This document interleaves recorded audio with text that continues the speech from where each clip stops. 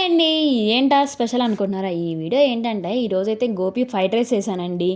ఇక టేస్ట్‌కి టేస్ట్, కలర్‌కి కలరు రెస్టారెంట్ కంటే టేస్ట్ అనిపించింది నాకైతే. మరి మీకెలా అనిపించిందో చూడడానికి నాకు కామెంట్స్‌లో చెప్పేసేయండి. సరే ఇంకా ఆలస్యం ఎందుకు, రెసిపీ చూసేయండి. ఇక ఒక బౌల్ తీసేసుకొని కొంచెం పెరిగేసుకొని, కొంచెం అల్లం వెల్లుల్లి పేస్టు, ఉప్పు, పసుపు, కారం, అంటే పసుపు వేయకూడదు, నేను మిస్టేక్‌లో వేసేసాను. కారం, ఇక గరం మసాలా, పెప్పర్ పౌడర్ వేసుకొని బాగా మిక్స్ చేయండి. తర్వాత 2 స్పూన్ల కార్న్‌ఫ్లవర్, ఒక 1 ½ స్పూన్ మైదా వేసేసుకొని బాగా మిక్స్ చేసుకొని, వాటర్ అయితే మరీ ఎక్కువ వద్దు, గట్టిగానే కలుపుకోండి. ఇక నెక్స్ట్ అయితే క్యాలీఫ్లవర్ని కడిగేసి అందులో వేసేసుకోండి. ఇక అది బాగా మిక్స్ చేసేసి అయితే పక్కన పెట్టేసండి. ఈ లోపల ఒక కళాయిలో కొంచెం నూనె వేసేసి హీట్ అవనండి. హీట్ అయ్యాక కొంచెం కొంచెం వేసేయడమేనండి. ఇక నేనైతే ముందుగానే అన్నం వండేసుకొని పక్కన పెట్టేసుకున్నాను బాస్మతి రైస్తో. అంటే నార్మల్ రైస్తో కూడా వండుకోవచ్చు, కాకపోతే నేనైతే బాస్మతి రైస్తోనే వండాను. నాకు దీంతో చేయాలనిపించింది, అందుకని చేశాను. ఇక చేసేసి పక్కన పెట్టేసుకున్నాను. ఇక ఇది హీట్ అయిపోయాక తీసేయడమేనండి. ఫుడ్ కలర్ కూడా యాడ్ చేసుకోవచ్చు, మనం ఇంట్లో కదా, ఫుడ్ కలర్ ఎందుకు అని అయితే నేనైతే యాడ్ చేయలేదు. మీకు ఇష్టమైతే ఫుడ్ కలర్ యాడ్ చేసేసుకోండి, నేనైతే యాడ్ చేయలేదు. ఇక ఇంకొక పెద్ద కళాయిలాగా పెట్టి, అంటే నా దగ్గర ఫ్రైడ్ రైస్ చేసే కళాయి లేదు, ఇక నార్మల్గా చేపల చెట్ల చేసేస్తున్నాను.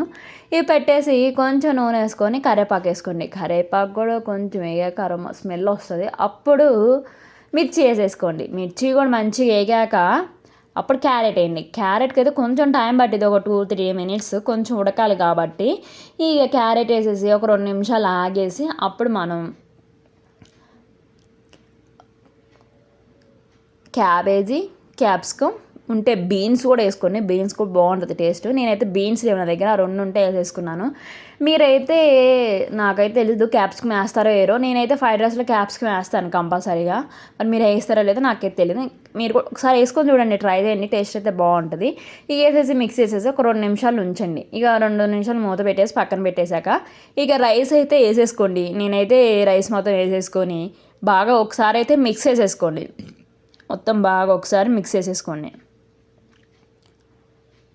ఈ మిక్స్ అంతా అయిపోయాక అప్పుడు మనం కారం, ఉప్పు, గరం మసాలా, పెప్పర్ పౌడరు, ఇక గోబీ ఇది కూడా వేసేసుకొని కొంచెం సోయా సాస్ వేసుకోండి. సోయా సాస్ అయితే కలర్ఫుల్గా ఉంటుంది కాబట్టి నేను సోయా సాస్ అయితే కంపల్సరీగా వేస్తాను ఫ్రైడ్ రైస్లో, నూడిల్స్లో, వాటిల్లో. ఇక అది మీ ఇష్టం అండి, ఆప్షన్. వేసుకుంటే వేయండి, లేకపోతే లేదు, ఆప్షనే అది అయితే. ఇక నేనైతే ఇది వేసేసాను. గోబీ వేసేసి మొత్తం ఒక్కసారి మిక్స్ చేసేసుకోవాలండి. మనకు అది సరిపడా వేసుకోండి, ఎక్కువ వేసేసుకోవద్దు, అన్నీ సరిపడా కొంచెం కొంచెం వేసేసుకొని బాగా మిక్స్ అయినాయి. పెప్పర్ పౌడర్ కూడా వేసేసి మొత్తం ఒకసారి ఇప్పుడు కొంచెం హై ఫ్లేమ్లో పెట్టేసుకోండి.